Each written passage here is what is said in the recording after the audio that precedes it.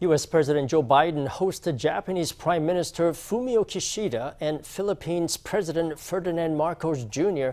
in a White House summit Thursday, sending a clear message to Beijing to stop behaving aggressively against its neighbors in the South China Sea. Leaders focused on dealing with Chinese so-called gray zone tactics of intimidation that fall dangerously close to triggering a mutual defense treaty between Washington and Manila. Voice of America's Patsy Widakuswara has the story. Ramped up aggression in the South China Sea, with Chinese Coast Guard vessels deploying water cannons and performing other dangerous maneuvers on Philippine boats. It was a focus of the trilateral summit Thursday between President Joe Biden and leaders of two U.S. allies in Asia, Japanese Prime Minister Fumio Kishida and Philippine President Ferdinand Marcos Jr.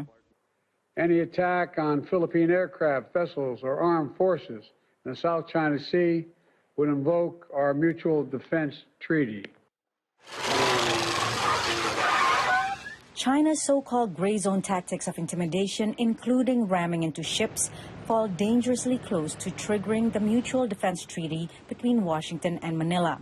Marcos did not publicly mention China, but couched his words in diplomatic terms often used to target Beijing. Facing the complex challenges of our time requires concerted efforts on everyone's part, a dedication to a common purpose, and an unwavering commitment to the rules-based international order. Kishida is concerned with similar Chinese tactics around disputed islands in the East China Sea, called Diaoyu in China and Senkaku in Japan.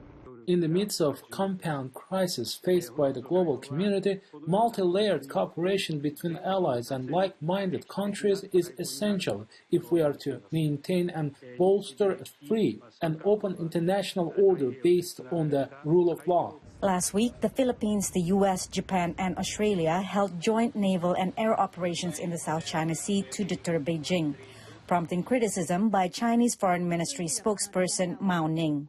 China is resolutely opposed to the Cold War mentality and bloc politics, and to words and deeds that make and exacerbate contradictions and undermine other countries' strategic security and interests. Biden, Marcos, and Kishida announced new maritime defense deterrence measures alongside infrastructure investments in the Philippines and collaboration on global humanitarian assistance efforts. Patsy Widakuswara, VOA News, Washington.